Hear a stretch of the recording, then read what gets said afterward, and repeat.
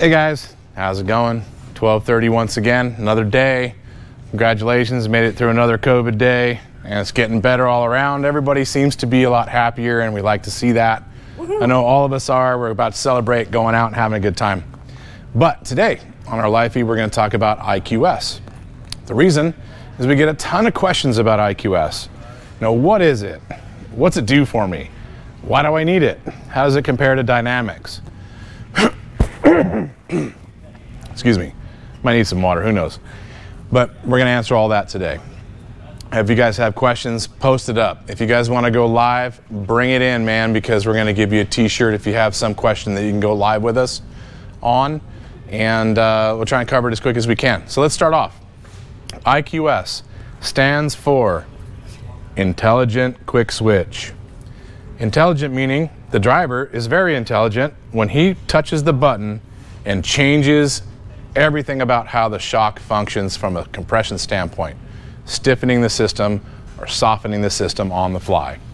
Now, Intelligent Quick Switch is controlled by an electronic stepper motor, or basically a servo, and this electronic servo spins mechanisms inside of the compression adjuster, changing the function of how this flows. Now, this system replaces the factory compression adjuster in Fox shocks.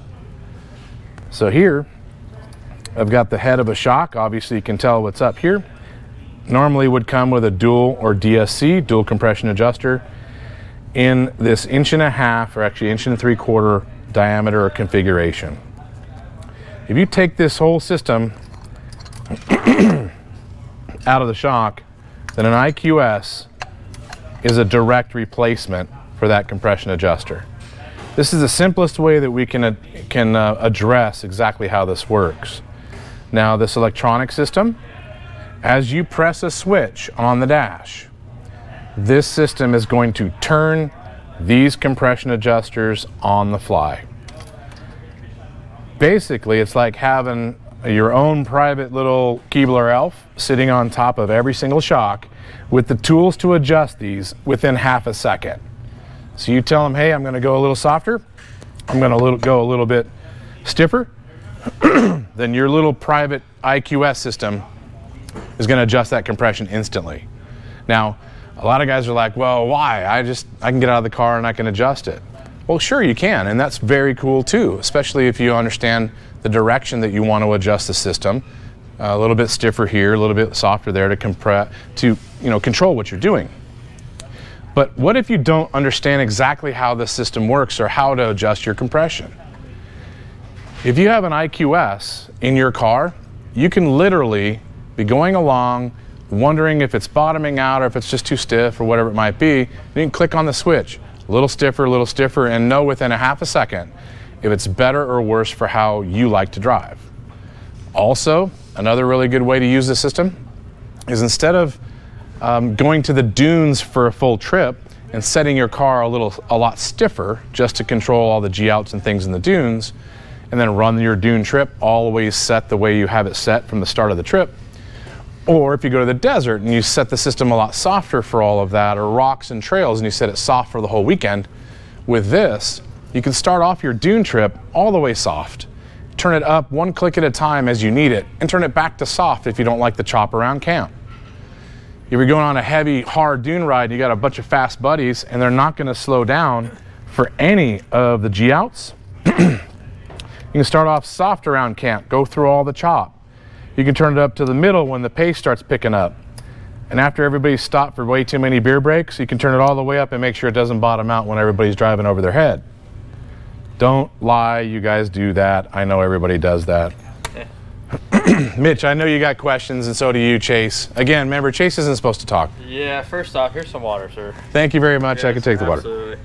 I want to give a big shout out real quick to Don Singer 7, Steve 0714, 150 King. You guys are always counting in on us. I appreciate it. Checking in, watching the live feeds. That's awesome, man. Just a big shout out to you guys real quick. Thanks for tuning in, guys. Appreciate it. Can't forget about Action Jackson as well. Action Jackson, you rock. You guys give us some suggestions because we know you're tuning in on a regular basis. We want to have your suggestions as to other things we can cover. Also, we'll touch upon this one more time at the end of this feed. We might be changing our dailies to once a week and cover a bigger subject, like maybe the full race team and how it works, or the full CNC shop, things like that. And we would like to hear your suggestions on ideas for that, but also what is the best time of day that you want to watch these, and maybe the best day of the week to watch those. Right now we're thinking maybe Wednesday, because you kind of build up to hump day and then get over it. We'll see what happens. You guys got more questions, go ahead. Having all the fun asked, will it fit a KRX? And we actually just played with that. Yes, this system will fit a KRX, and let's take a walk. We're gonna walk probably too fast. I'm gonna make sure Chase falls over something, get him to walk backwards and trip over some of the guys in the shop. Can we sneak by you real quick? Thank you. All right, so the reason we're walking so fast, you guys, is we're gonna get it over to our shop car, or at least one of them. Happens to be a KRX. Take a look at the shop car. This is our test mule, and it happens to have iQS. There's a full iQS system on this car. You'll take a look up in the front that it has the switch up in the dash. I think it might be on the, oh, you got it right there. There you go. iQS switch inside the car. We've been testing this system for quite a while.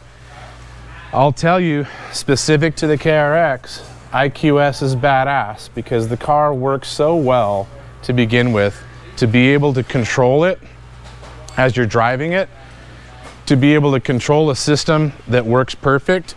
See, these are the clearances that we have in the hood. For this iQS kit in the future, we'll actually have nice little billet aluminum covers for this with little screens, so it'll be a nice visual to the car that'll be part of the kit. But to be able to control a car that works so well on the fly is amazing. It brings up another subject when it comes to why does this kit work so well? Well, we have it on our race car. We have it on other race teams. So imagine if you start off a race, then you kind of have your shock system. You're hoping that you have it dialed right, and most race cars are dialed in very well. But you still have to deal with the fact that you're set one way when you start this race. Maybe it's in the middle, which means that you're gonna have to get beat up in the chop, but you're accepting that fact so that the car is set in the middle for the majority of the race. But also, if you get into the big stuff at super high speeds, 2-3 foot whoops, maybe you can only run normally at 50 miles an hour, you're gonna have to not run 60 miles an hour through those whoops because you're set in the middle and it could be set stiffer. With iQS, your speeds go up because now you can turn the thing all the way soft and not deal with any of the chop and chatter. You can turn it in the middle for the majority of the race. And when it gets to the big stuff, instead of limiting your speed to 50 miles an hour, you can just turn it stiffer and run 60 and beat your competition. So your speeds run up when you have the adjustability in a car like that. Let's go back over, let's take a look at Ernie's car. So,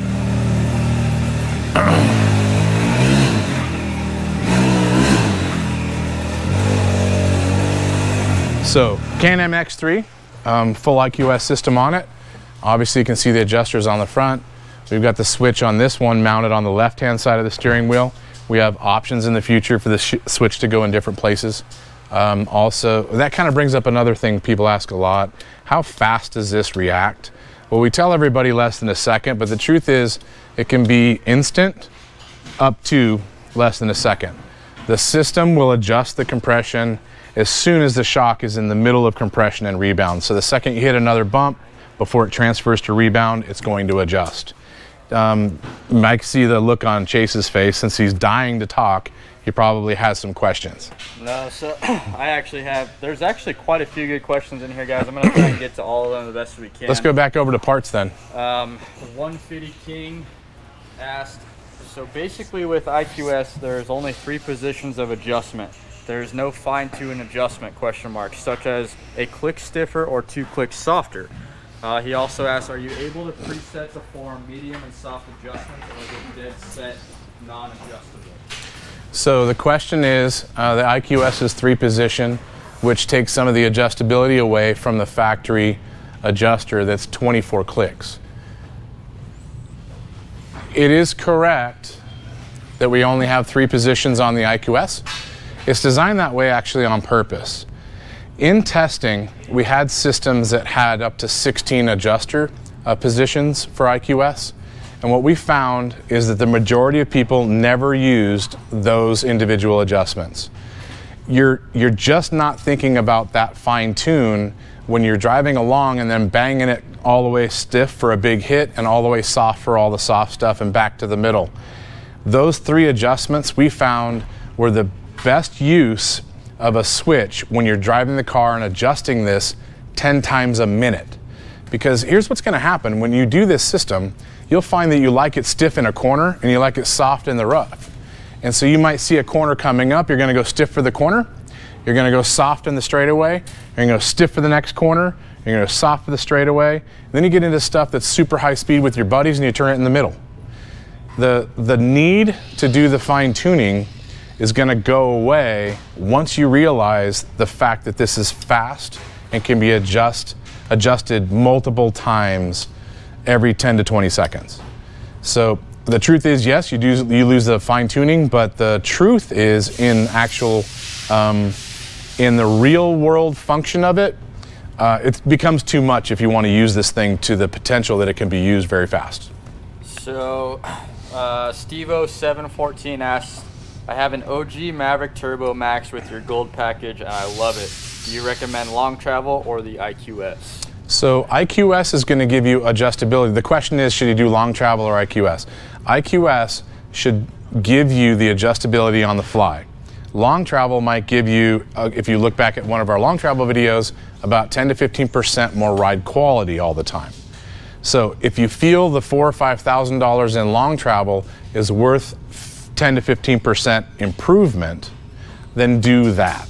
If you feel that $5,000 is too much for 15%, that this $2,000 for iQS is going to give you adjustable movement and adjustability on the fly that's more important, then do that. Having used both, I mean, I'd love to have both, stack it, but if I had one or the other to choose, I would choose iQS over long travel. I would do long travel after iQS. Case in point, iQS on my pre-runner, it is stock width, and I love the idea of changing it as we go and have no need for long travel improvement because I can make the thing softer or stiffer as I need to go. Big shout out to Dino Jet Matt. He says, what's up? What's up, Matt? How's it going, buddy? I know we want to get back to racing. Can't wait. Looking forward to it. I got one from Flaco_801 GSXR. Is iQS set up the same across the board, or are the settings customized based on what car it's going on or the driving style? So iQS is set up the same across the board. It is exactly like your compression adjuster, which is set up the same across the board. Your shock internals and your spring kit are what should be adjusted and tuned for your specific needs. This adjuster is going to adjust whatever your tune is, stiff, medium, or soft. What about any chance of seeing the 2.0 version of the switch where it mounts on the steering wheel or somewhere close? So steering wheel adjuster, we are working on it. I've said in the past the only reason that we don't have it already is because the switch is actually a miniature computer, has a complete chip in it, and it requires about 12 wires. 12 wires in a bungee doesn't work, so we're working on a different way to allow that steering wheel mount. We actually have a prototype in the works, so it's not that far off. Steve-O Knievel says, so you can have your cake and eat it too. Magic. Steve-O Knievel, you rock, brother. Yes, you can have your cake, and we will eat it. We do it on a daily basis in our cars with iQS. Let's see here. I got a bunch of questions here, Justin. Let's keep going with questions. I was just going to talk about how it compares to dynamics, but we can get to that anytime. Left R23, going from stock X3 suspension to the RIS setup, should I also get the iQS as well at the same time? I'm a dooner mostly and the desert rides. Maybe we can talk about the cost. Yeah, so the answer to that is if you have the budget to do it together, you're going to save money. I would always recommend iQS on top of a tune system because iQS is either going to tune a stock system that doesn't work very well, it's going to stiffen it or soften it, or it's going to take a perfectly tuned system that works amazing and stiffen or soften it. So the adjustability is the goal and the advantage when it comes to iQS. Having a system tuned perfect is completely different. That's shock internals and spring and other things. So try to do both if you can do it. Now, cost-wise, iQS is $2,070, sorry, $75, whatever it might be, but $2,070, $75 for the kit, and that's what you see here in the box. ECU, completely programmed, full wire loom, all the adjusters, complete installation kit, showing you how to put it inside your car. Extensive, we're talking 15 pages of how this actually works. This kit we have to install inside your shock. That is to keep the Fox warranty and to make sure that this is installed properly and the shock remains with the proper functions after this is installed. Our installation rate is $500 for the set of shocks. So now, buying the iQS is $2,075, installation on the shocks, $2,575. If you are installing the loom and the computer in your own car, there's no additional cost. If you have us do it, it's $200. So if you drop your car off and say, I want iQS, I want it installed in my shocks, and I want the computer installed, it's $27.75. Here's how you save the money. If you're already going to do the internal shock work, well, all right, hold on a second. Here we go. Our RIS, if you are doing internal shock work already, we have the shocks apart. You can save the $500 charge that we charge you to put these adjusters in if we're just taking the shock apart. So if you're already doing our internals and you do the iQS, then you're going to have $2,075 and you're only going to have the $200 to put the whole system in the car. Or if you're mailing shocks to us and you're having us do the internals, then you're just going to have the cost of the iQS, $2,075, because we're already doing our RIS, we're mailing the system back to you, and you're grabbing these instructions and you're putting it into your car yourself. So there's lots of different ways to do it, but basically you can save as much as $700 if you're doing our internals already and you're putting the computer in your car yourself. Hopefully that answered all of this stuff. I think it does. We got a lot of love on this one here, Justin. We got a bunch of questions. Alfredo asked, what would you recommend me doing on my Can-Am RC 2020? He is new to the scene. All right. Your Can-Am RC20 recommendations. Now, it obviously depends on where you're driving, because if you're in trail or dunes, I'm going to suggest different things when it comes to like sway bars and other options in the car. But almost always do the shock internals, do the spring kit. The car is going to ride the best it possibly can no matter what your terrain is, whether it's mountain, trail, or desert, or mud. Or anything else we can throw at it, snow too. Oh, those things are going to be tuned for what you do. Now, iQS is going to take whatever that is, that tune, that adjustment, that improvement, and it's going to allow you to even adjust it more on the fly from inside the car. We got Ryan H. Bartlett asking, what do you think about the Yamaha Viking? We didn't mention it much on what UTV to buy. The reason that we didn't mention the Vikings on the what UTV to buy is because we started the whole video with the only thing we're going to do, normally aspirated sport UTV and turbo sport UTV. Reason we stayed away from utility UTV, like that Viking, is because we don't use them very much. I love me a General. As a matter of fact, got a General on the way. We're going to be showing you guys here real soon. General. Love it. Rangers are great. Defenders, we're working on more components for all of these things so you guys have options. But on that Viking, I think we had a spring kit at one point in time, but we didn't sell very many and we kind of let it go. We're going to readdress all the utility UTVs. I'll have to give you more of an opinion. Give me 2 months to drive the Viking, Defender, Ranger, and also the General again, and any others that we can come up with, like maybe a John Deere Gator, and I'll give you a heads up. Perfect. E54 asks, will you offer the iQS for the speed UTVs? Yes. The question is, will we offer iQS for speed UTVs? Yes, actually, as a matter of fact, we were talking at lunch about some conversations with Robbie, and the shocks that they are building for that speed UTV will have a compression adjuster assembly that allows us to run iQS.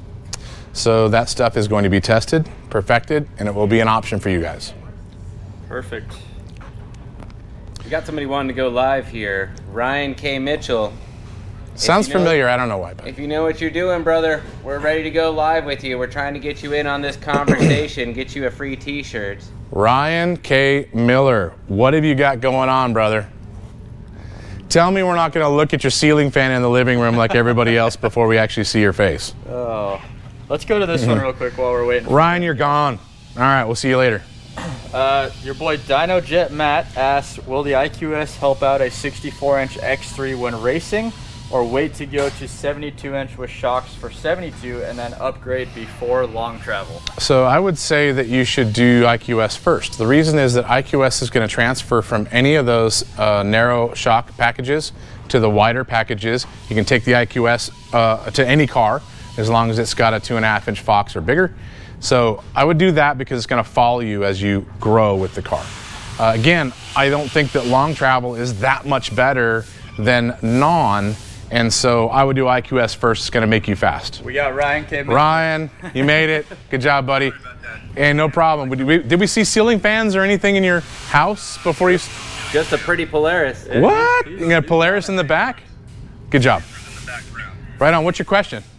So, question with the QIS, with that system, with the adjustment on it, with regards to it, it basically gives you just the 3 settings, right? So there's no real middle ground as far as the adjustment? You are right, it's 3 settings. But what we found, and remember, like, I'm kind of a nerd when it comes to getting shocks perfect and the detail in that adjustment. I want the fine tuning. But after we really tested the iQS over and over and over again, we found that no one uses the details when you're adjusting the system on the fly. Remember, once you get this, you're going to use the thing 5, 6, 8 times a minute. You're going to adjust it up and down depending on the corner and what you see coming. So it's very, very hard to go between 0 and 24 clicks of adjustment. 0 to 3, 1, 2, 3 was a lot faster, a lot easier, and kind of covered what we wanted the car to do. So I understand your angst on wanting to have that detail back. Do not think that it's a negative to go back down to 1, 2, 3 on adjustability, because you're gaining the ability to tune it for what you see coming, and that's just never going to happen no matter where you set the adjuster that has those extra adjustments. Hopefully that answers your question. No, yeah, it doesn't, so thank you. I appreciate it. Yeah, no problem, man. You got any other questions I can bang out? No, I've called your shop several times before. You guys have been more than thorough on and all the stuff, not to mention the time that you guys out at Glamis. So. Thanks, man. I really appreciate you signing in. It's cool you got the background with your car in it. I always like it when guys kind of plan that out and go, hey, here's what I got. What can I do? Got your springs on there in the Gold Series. You guys have been inside them, so. Badass, man. I'm glad you like all that stuff. Make sure you send us your shirt size so that Chase can actually go and get your shirts without talking to us on the video. Right on. All right. You guys have a good rest of the day. Thanks, man. You too. All right. Take care. Questions? A little off topic here, but we'll answer this one before we get into more detailed stuff about the iQS. What shock setup do you recommend on the Wildcat XX? So Wildcat XX, the shock setup that we recommend, bone stock typically, they're extremely soft and easy to bottom out. Very plush. Awesome ride quality when it comes to soft feel and not getting knocked around.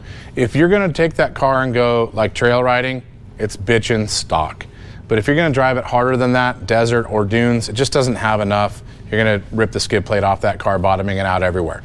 So I would suggest a spring kit to start, internal shock work second. Those 2 things are going to wake that car up tremendously. We're not going to lose any of the plush ride quality, but we're going to stop all the bottoming, and it's going to make it to where you can run that thing heavy off jumps and not have to worry about the landing, you're not have to worry about the kicking, and still have plush quality. So spring kit, internals. Awesome. Richmond Jacob, I think this is a big topic we can talk about too. The iQS versus the Dynamics. All right, iQS versus Dynamics. Dynamics takes the shock and adjusts the compression on the fly according to sensors that are in the car. So you're going to have a throttle position, brake, steering, accelerometer. There's your basics. So when you floor it, it's going to stiffen the rear of the car so it doesn't squat as much. When you hit the brakes, it's going to stiffen the front so it doesn't squat, dive as much in the front. And when you turn corners, it's going to stiffen the outside shock. It has 3 adjustments. You can set it on the dash, soft, medium, and hard, firm, whatever they call it, and then it's going to adjust on the fly. That system doesn't take into account what you want. It just takes into account its programming on how to change things. iQS is adjusting the system in 3 positions just like a Dynamics. It's just that iQS is not using sensors to determine how it's going to tune your car. You are the one that's determining how you tune the car. So a dynamic system can't see the turn that's coming up ahead of you. It can't see the drop off and the landing that you're going to throw at it. It can't see the washout that you plan on hitting too hard. You can turn the thing all the way up or in the middle and take the corner. You can turn it all the way up and you can run the thing quicker through that G out you know is going to hurt. Dynamics can't keep up with anticipation. That's where you have the advantage with iQS. Hopefully that kind of covers all that. Yeah, this one actually interests me, Justin. All right, good question. Here we go. The Side-by-Side Brothers asked, working on an RS1 with the Turbo S long travel suspension components, new shocks or just rebuild the RS1 shocks with shock therapy? Oh man, that's a badass question. So we love us on RS1. You're gonna have, I think, 2 choices with the package you're running. So clearly you're gonna run the car hard. You're spending a lot of time on it. You're getting the suspension tuned up for this. I would suggest that you don't bother with the walkers because we find that guys that run the RS1 really hard run out of compression on the front shock, being that it's a 2-inch diameter shock. There's only so much it can do for you. That's usually the shortcoming in the car when you run it really, really hard. So we'd like to see a 2.5-inch diameter front. So if you can take all the Turbo S shocks and put it on there, great. If you can't, we have another option for you. You can run RC2 Fox shocks on that. We have a package for an RS1 that will fit, even though there's clearance issues with the cage in the back on the reservoir. We have that all worked out. You can buy that. That's 2.5-inch diameter front and rear. You have dual stage compression and rebound adjustment. The system is killer. Run the car as hard as you want with that. So there's 2 options. Factory Turbo S, don't run the walkers that came on it, or Fox RC2s. We got somebody on? We got Side-by-Side Brothers, who you just addressed his question. Did you have anything else, man? No, you actually handled it. You answered it really well. Thank you very much. Right on. Going that route. Thank you. Super good question, man. Hey, you got any pictures of your car? Because it sounds like a badass project. You're going to run pretty hard. I do not at the moment. Oh, man. Sign back on with some pictures. I will. I definitely will. So do you have any questions about the shock options on that thing? Because I think what you're doing is bitching. It's going to be a great car to drive. Yeah, no, the way I drive it, I need that. You need to step it up. Do a 2.5-inch diameter shock on the front at least. Okay? I will. Okay. Awesome, man. Thanks for signing on. Give us a shirt size. Definitely. See ya. Thanks.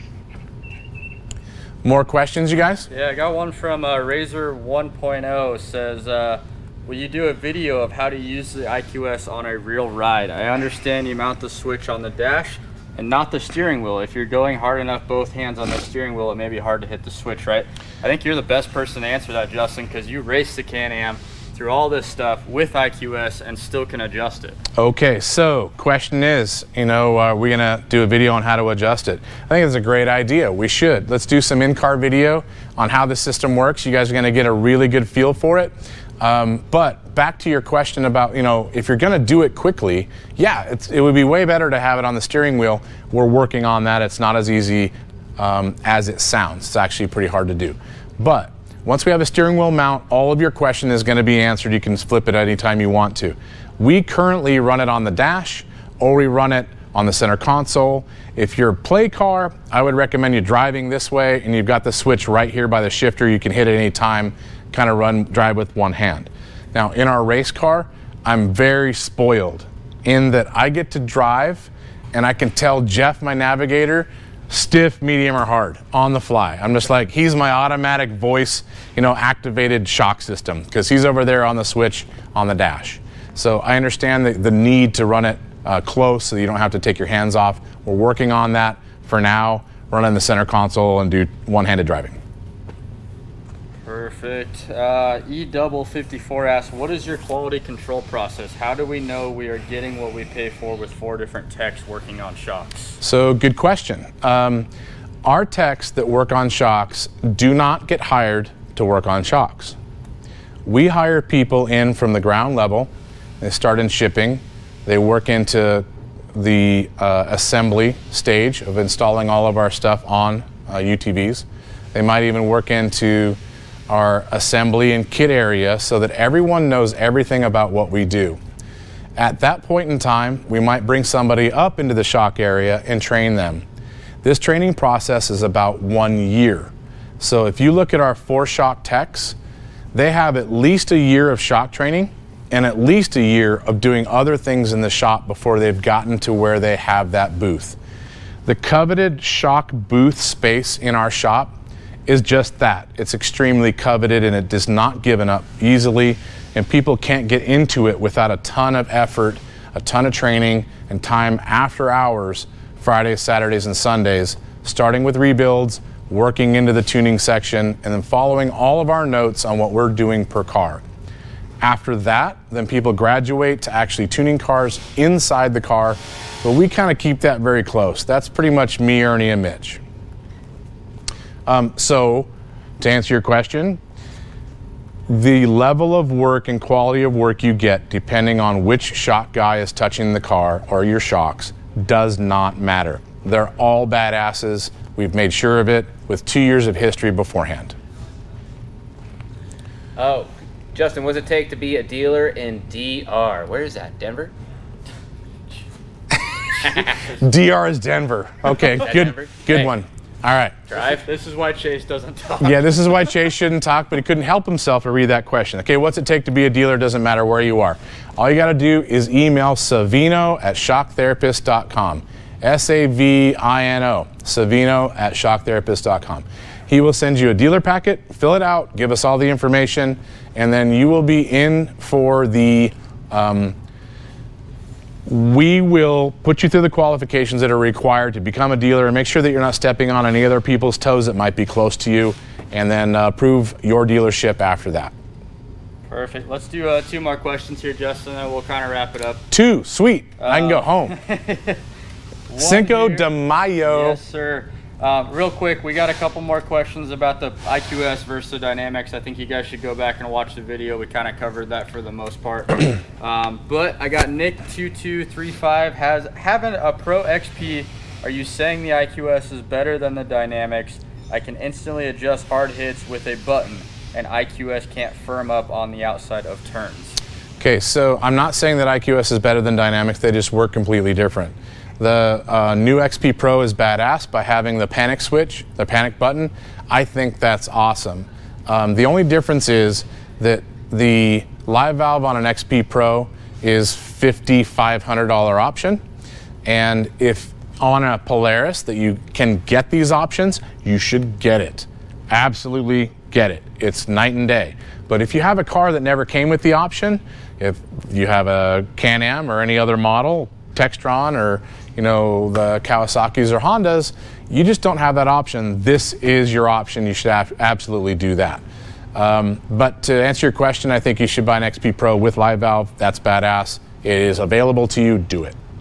Chase, DR is Dominican Republic. There you go, Chase. I've totally vacated there. DR is Dominican. I think we have 1 dealer in Dominican, a couple in Puerto Rico, nobody in Haiti. So fill out the form, email Savino, we'll take a look at where you're at. Perfect, and then we'll wrap it up with this one here, Justin. AJ Rea 99, building a 2019 XP Pro turbo 4-seater that has Walker Evans at the moment. Would you suggest rebuilding shocks through shock therapy or purchase the Fox RC2s? So the shock that you have on that car is pretty decent. That's a Velocity on that car. It's not a standard Walker, right? Walker 4-seat turbo would be a Velocity 4-seat. So on the Velocities, I would tune the Velocities. I don't think I would spend the extra money on an RC2. Only reason I say that, RC2s are better. They're going to work better. You have more adjustability, all those things. But they're $4,000. You can spend $1,500 to $1,800 on what you have and have a badass setup. So I would do that. Hey, before I let you go, Justin, this is personal. Are you talking to me, Chase? Personal. I'm asking you a question whether you like it or not, and it's from our boy, Steve-O Knievel. Steve-O Knievel, hit me. Any consideration for getting into the Razor 170 market? And yes, Justin, this means we have to buy a Shop 170 that I could drive. See, this is why Chase is not allowed to talk, because it's going to be about him at some point with the car we're buying. It's always about and the Chase. work that we're doing. Oh my God. Please work on my pit bike. Please work on my RC controlled truck. Can you do the shocks on my freaking Traxxas? All right, Chase, please be quiet. Steve-O. Right now we don't have any plans on the 170. The reason is that options on that car are limited when it comes to shock. There's only one package you can buy. We would like to, and a lot of people ask us all the time to do it. But here's another thing. You know, I can't hop in that car and tune the car. We need to have somebody that's got a, you know, Chase, get off the camera and please stop talking, okay? You guys do me a favor, vote Chase off. The first 5 people that say no Chase get t-shirts. All right. But it's tough for us to tune a 170, bro. We're not going to be able to put our butt cheek in it and do it. We're going to have to rely on the kids to do that. That's often tough. Video helps. We just don't have that ready to go, so we've kind of shied away from it. So I apologize. I want to make your kids fast, beat all your friends' kids, but we're not doing it yet. Oh, we got 5 people. Bam. 5 t-shirts, Chase is out. All right, hold on. Okay, I am now behind the camera and Chase is out of here. With that, we're gonna sign off. You guys rock. Thanks for tuning in. What about Cinco de Mayo? Cinco de Mayo? There you go. Chase, please stay away. All right. Happy Cinco de Mayo to everybody. We're celebrating with a little Carrabba's. Happens to be a margarita. I'm gonna finish this off after this video. You guys go out, celebrate the best you can. Can't wait for all the restaurants to be open so we can do this publicly. By the way, thank those who get to come back to work who haven't done anything. So the next restaurant and bar that opens up, you hand that person that gave you some food a killer tip because they deserve it and they probably need it. Thanks for tuning in. If you have any questions on our products, then call us at 623-217-4959. If you want to purchase anything, go to our website, shocktherapist.com. We will see you tomorrow.